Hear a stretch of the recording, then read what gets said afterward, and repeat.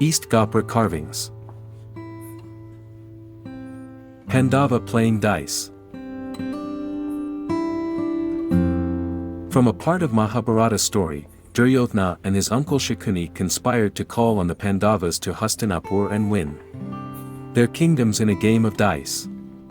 The plan's architect, Shakuni, had magic dice that would never disobey his will, as they were made from the bones of Shakuni's father. As the game proceeds, Yudhishthira, the eldest brother of Pandavas, loses all his wealth, his kingdom, all his brothers and his wife Draupadi, even taking Yudhishthira himself.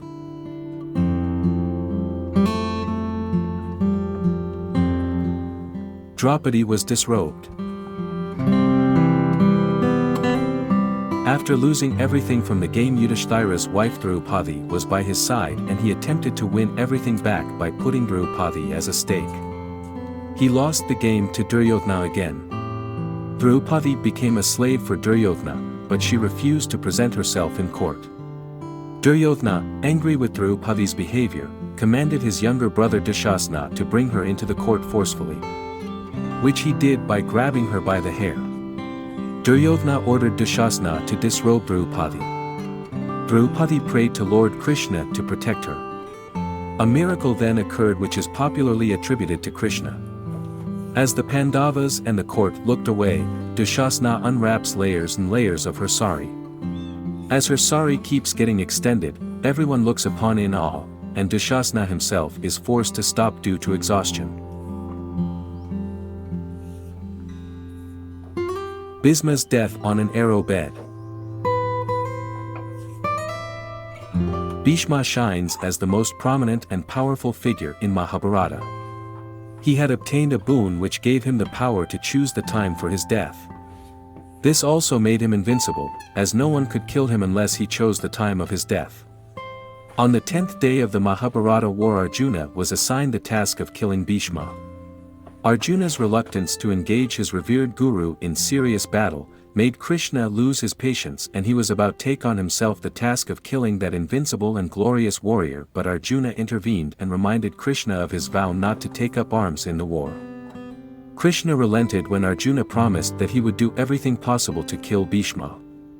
A low stratagem had, however, to be employed. Sikandin, Amba in previous life, had taken a vow to kill Bhishma as an act of revenge for the wrongs he had done to her. As Sikandin was born a woman, it was not chivalrous for Bhishma to fight her. So Sikandin was placed in front of Arjuna, who used Sikandin as a shield. Bhisma hesitated to aim his arrow, and Arjuna started to fire his bow and arrows one by one at Bhisma. Bhishma's body was now pierced all over by arrows so numerous that when he was grievously wounded and fell from his chariot, his body did not touch the earth, but rested on a bed of arrows sticking to his body. 6 months on a bed of arrows. As his head was without support, he asked for a pillow. Though princes brought some pillows, he was not satisfied. Arjuna shot arrows on the ground below his head in such a way as to give support befitting the brave warrior. When he asked for water to drink, Arjuna again sent an arrow which pierced the earth so deep that water came gushing straight to Bhishma's lips to quench his thirst. It was as if Mother Ganga herself came to moisten her son's dry lips. From his bed of arrows, he appealed to all to stop the war. But it was too late, and nobody listened to his advice.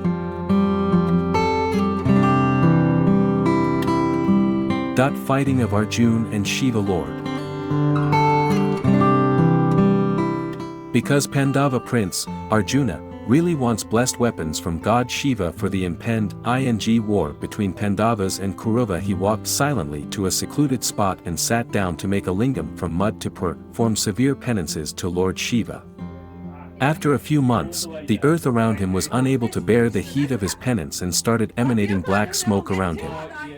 The smoke spread throughout Mountain Dracula, where many sages conducted prayers and performed severe penance to the gods.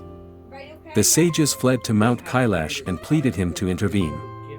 Shiva agreed and planned to test Arjuna. Lord Shiva disguised himself as a Karata chief. Karata is a clan of mountain dwellers. An Asura Mukha, whom Dori had ordered to disrupt Arjuna's penance, transformed as an extraordinary wild boar and appeared in front of Arjuna. The boar started to run towards Arjuna, but Arjuna sensed the boar's presence and opened his eyes. He took up his bow and arrow to kill it. Not only the Arjuna's arrow shot the boar, but Kharada also did that. As soon as their arrows pierced its skin, the animal resumed its original demonic self and died. But it was not clear who had struck the boar first, and neither party was ready to concede defeat. Kharada and Arjuna started arguing and fighting. Arjuna saw the lingam was lying around the Kharada's neck, and when he realized that the Kharada was none other than Lord Shiva in disguise, he bowed in front of him and said, "Please pardon me, Lord. I didn't know who I was fighting." Lord Shiva replied, "O valiant prince, you have appeased me with your devotion. I grant you the blessed arrow to aid you in your upcoming war."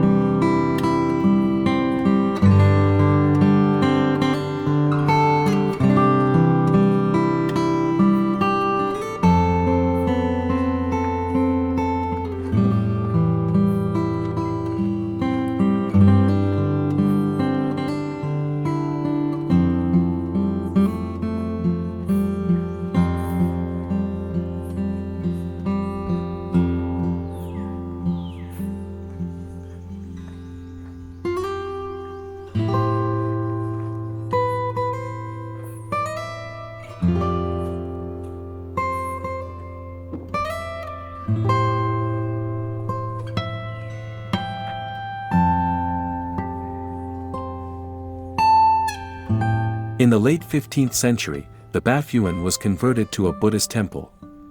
A 9 meters tall by 70 meters long statue of a reclining Buddha was built on the west side second level, which probably required the demolition of the 8 meters tower above, thus explaining its current absence.